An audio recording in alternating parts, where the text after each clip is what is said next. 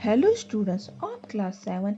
ये आपकी हिंदी लैंग्वेज की बुक व्याकरण शिल्प हिंदी व्याकरण एवं रचना है।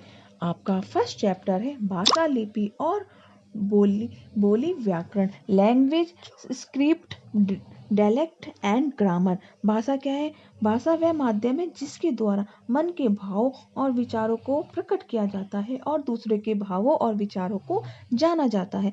भाषा भाव और विचारों के आदान प्रदान का साधन है। भाषण द्वारा अपने मन के भावों और विचारों को बोलकर और लिखकर प्रकट किया जाता है और उन्हें सुनकर पढ़कर जाना जाता है। भाषा के दो रूप होते हैं, मौखिक और लिखित। भाषा के जिस रूप में मन के भावों और विचारों का आदान प्रदान बोलकर सुनकर किया जाता है उसे मौखिक भाषा कहते हैं।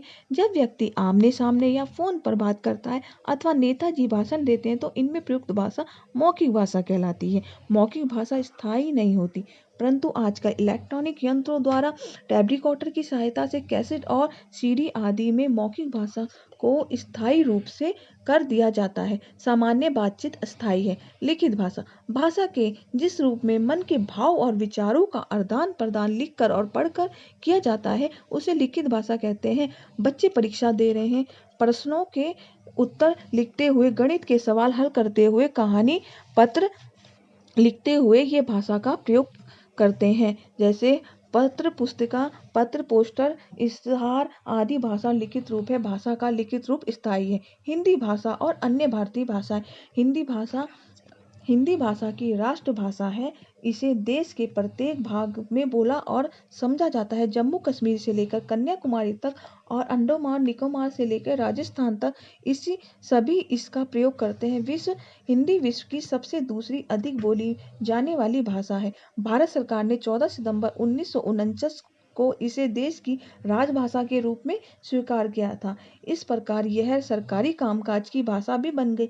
हिंदी इन प्रांतों की राजभाषा भी है। उत्तर प्रदेश, झारखंड, उत्तरांचल, मध्य प्रदेश, हरियाणा, हिमाचल प्रदेश, छत्तीसगढ़, चंडीगढ़, राजस्थान, दिल्ली, अंडमान निकोबार। अन्य भारतीय भाषाएं। संविधान में भारत की इन भाषाओं को भी मान्यता दी गई है, जैसे असमी, बंगला, गुजराती, कन्नड़, कश्मीरी, कोंकणी, मलयालम, मणिपुरी, मराठी, नेपाली, उड़िया, पंजाबी, संस्कृत, सिंधी, तमिल, तेलुगु, बोडो, डोगरी आदि। लिपि भाषा का प्रारंभिक रूप मौखिक था। यह केवल बोली जाती है। धीरे धीरे इसका लिखित रूप बना। इसकी ध्वनियों के लिए कुछ चिन्ह बने हैं। इस प्रकार भाषा का रूप लिखित रूप लिया है। भाषा की ध्वनियों को जिन चिन्हों के द्वारा लिखा जाता है उसे लिपि कहते हैं।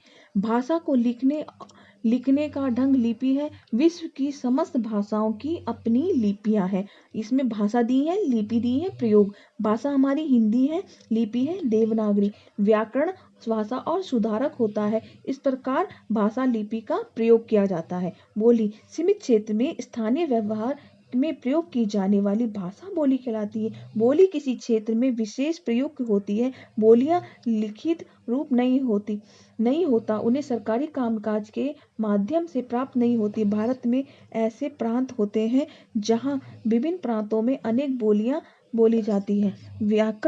व्याकरण हर भाषा का अपने नियम होते हैं। इन नियमों के समुचित जानकारी अभाव में ना तो भाषण का शुद्ध रूप से बोला जा सकता है। व्याकरण वह शास्त्र है जिसके द्वारा हम भाषा के शुद्ध स्वरूप एवं शुद्ध प्रयोग का ज्ञान प्राप्त करते हैं। इस प्रकार आपका फर्स्ट लेसन कंप्लीट होता है। धन्यवाद।